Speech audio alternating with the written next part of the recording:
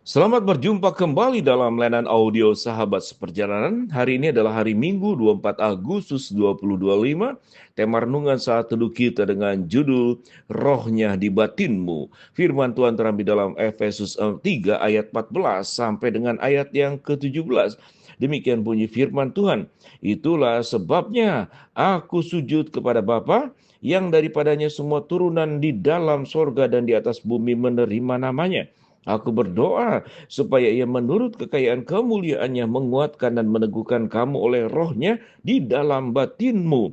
Sehingga oleh imanmu Kristus diam dalam hatimu dan kamu berakar serta berdasar di dalam kasih.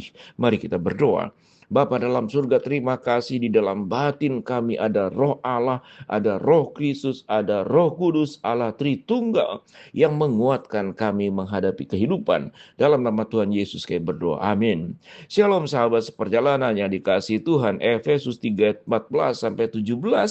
Ada kalimat yang berkata di dalam ayat firman Tuhan, rohnya Allah itu ada di dalam batinmu. Ayat 16, aku berdoa supaya ia menurut kekayaan kemuliaannya menguatkan dan meneguhkan kamu oleh rohnya di dalam batinmu, sehingga imanmu Kristus diam dalam hatimu dan kamu berakar serta berdasar di dalam kasih. Sahabat perjalanan yang dikasihi Tuhan, apa yang ada di hati kita, apa yang ada di dalam pikiran kita, apa yang ada di dalam jalan yang sedang kita lalui, dan apa yang menjadi harapan dan mimpi kita. Sewaktu rohnya itu ada di dalam batinmu, roh Kristus ada yang menguasai diri kita secara menyeluruh, maka itu akan membedakan tatkala ada roh-roh lain yang menguasai kehidupan kita ini. Kalau berbicara tentang Roh Kudus, kita tahu dengan jelas Alkitab memberikan pelajaran di dalam dunia ini. Ada roh-roh penguasa angkasa, ada roh-roh jahat, ada roh-roh yang lain yang sama-sama kemudian berusaha untuk menguasai kita. Kita tahu dengan jelas bagaimana roh jahat menguasai orang Gerasa yang ada di kuburan. Kemudian Yesus mengusir roh jahat itu keluar dan kemudian masuk ke dalam babi-babi, dan babi-babi itu terjun ke jurang dan mati lemas di sana. Sehingga kalau kita berkata tentang kekuatan, setiap orang itu berjuang mencari kekuatan.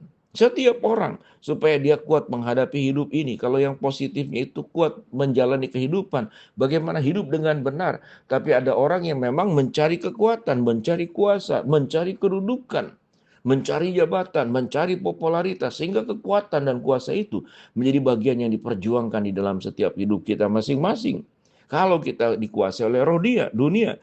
Tetapi kalau kita dikuasai oleh roh Kristus yang firman Tuhan katakan rohnya, yaitu roh Kristus ada diam di dalam hatimu. Maka ayat 17 berkata, engkau akan berakar, engkau akan berdasar di dalam kasih, dan engkau akan bisa memahami pada ayat yang ke-18, memahami betapa lebarnya, panjangnya, tingginya, dan dalamnya kasih Kristus. Ayat yang ke-18.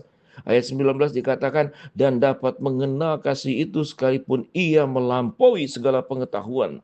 Aku berdoa supaya kamu dipenuhi di dalam seluruh kepenuhan Allah. Ayat 20, bagi dialah yang dapat melakukan jauh lebih banyak daripada yang kita doakan atau kita pikirkan, seperti yang ternyata dari kuasa yang bekerja di dalam kita. Ayat 21, bagi dialah kemuliaan di dalam jemaat, di dalam Kristus Yesus turun-temurun sampai selama-lamanya. Amin. Sahabat seperjalanan yang dikasihi Tuhan, kalau kita berhenti pada ayat 17, kemudian kita melanjutkan pada ayat 18, mengapa kita menjadi orang-orang yang kuat? Karena firman Tuhan berkata, supaya kita paham betapa dikatakan lebarnya, panjangnya, tingginya, dalamnya kasih Kristus. Artinya kita menjadi orang yang menjadi tujuan utama daripada kasih Kristus untuk dikasihi, dicintai. Tatkala kasih dan cinta itu diungkapkan dalam bentuk nyata, maka orang yang mencintai kita akan melindungi kita, akan memberikan semua yang baik. Kalau itu manusia. Kalau Allah yang dikatakan firman Tuhan betapa panjang lebar dalam kasihnya, apa yang tidak akan diberikan oleh kita kalau kita sebagai orang tua pun mengasihi anak akan memberikan apapun kalau itu demi kebaikan buat anak. Apalagi Tuhan yang maha kuasa. Banyak orang tua karena keterbatasan, cintanya tidak terbatas. Tetapi ekonominya terbatas, waktunya terbatas. Bagaimana bisa mencintai dengan sempurna? Tetapi kalau Tuhan cintanya tidak terbatas, tapi kuat kuasanya pun tidak terbatas, sehingga maha sempurna. Dengan demikian, Maka biarlah kita selalu menjadikan Kristus itu ada di dalam diri kita, yaitu rohnya. Roh Kristus ada di dalam batinmu. Sewaktu ada di dalam batin kita, itu akan merubah bagaimana kita menjalani hidup, bagaimana kita cara berpikir, bagaimana kita cara merasa, menuju kemana kita melangkah, apa yang akan kita raih di dalam dunia ini.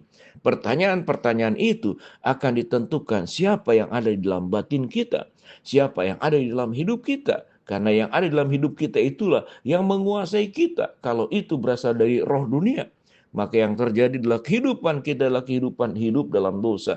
Mencari kesenangan, foya-foya, lupa orang tua, lupa keluarga. Yang dipikirkan hanyalah berbicara tentang hawa nafsu yang ada di dalam dirinya. Tidak ada kesetiaan, tidak ada pertanggungjawaban, tidak kemudian menjadi pribadi yang benar-benar salah jalan dalam kehidupan ini. Sewaktu roh Kristus ada di dalam diri kita, maka kebenaran Kristuslah, firman Tuhanlah yang menguasai kita. Firman dan kebenarannya itulah yang kita lakukan, yang kita jalani. Mengapa? Karena ada rohnya di dalam batin kita. Rohnya ada di dalam batinmu dan ada di dalam batinku. Sahabat seperjalanan, apa yang ada dalam pikiran kita, benak kita, perasaan kita, batin kita, hidup kita, itu akan menentukan bagaimana kita menjalani kehidupan ini. Kita tahu dengan jelas kalau ada seorang anak bercita-cita ingin jadi dokter, maka seluruh yang urusannya dekat dengan kedokteran menjadi konsentrasi dan pilihannya. Kalau kita punya anak mungkin senang sepak bola, maka pagi siang malam yang dibicarakan adalah sepak bola. Tetapi kalau kita menjadi anak Tuhan, yang di dalamnya itu ada roh Allah, roh Kristus, roh Kudus di dalam batin kita. Maka yang menguasai itu adalah roh Allah. Maka yang dipikirkan, yang diperjuangkan, yang dijalankan adalah bagaimana menjalankan kebenaran firman Allah yang kita ketahui, yang kita terima, yang kita pelajari, bagaimana kemudian dilakukan di dalam sebuah kehidupan nyata yang real, tidak hanya berbicara tentang slogan-slogan yang cuma ada di buku atau hanya indah di mulut kita. Biarlah kita boleh menjadi orang-orang percaya yang seperti firman Tuhan katakan, saya bacakan kembali. Itulah sebabnya aku sujud kepada Bapa, yang daripadanya lah semua turunan yang ada di dalam sorga dan ada di atas bumi menerima namanya. Aku berdoa supaya ia menurut kekayaan kemuliaannya menguatkan meneguhkan kamu oleh rohnya di dalam batinu, sehingga oleh imanmu Kristus diam di dalam hatimu dan kamu berakar dan serta berdasar di dalam kasih. Sahabat seperjalanan, sewaktu roh Kristus ada di batin kita, maka kita akan berakar di atas firman Tuhan. Lalu firman Tuhan berkata, karena roh Tuhan ada di batin kita, dan kita sudah mengalami betapa lebarnya, panjangnya, dalamnya, dan tingginya kasih Allah, maka kita pun akan menjadi orang yang akan berbuat hidup dengan dasar kasih. Kita akan menjadi berkat, kita akan menjadi terang, kita akan menjadi garam di tengah-tengah dunia. Mengapa? Karena rohnya ada di dalam batinmu dan ada di dalam batinku. Mari kita berdoa. Bapa dalam surga, terima kasih buat kebenaran firman Allah yang kami pelajari. Hamba-Mu berdoa buat sahabat seperjalanan yang sakit, Tuhan jamah sembuhkan. Sahabat seperjalanan yang sedang menghadapi masalah, Tuhan bukakan jalan. Sahabat seperjalanan yang sedang berdoa mengharapkan sesuatu, Tuhan kabulkan sesuai dengan waktu dan rencana Tuhan yang terbaik. Kami berdoa agar hidup kami senantiasa dipenuhi oleh rohnya di batin kami. Di dalam nama Tuhan Yesus kami berdoa. Amin.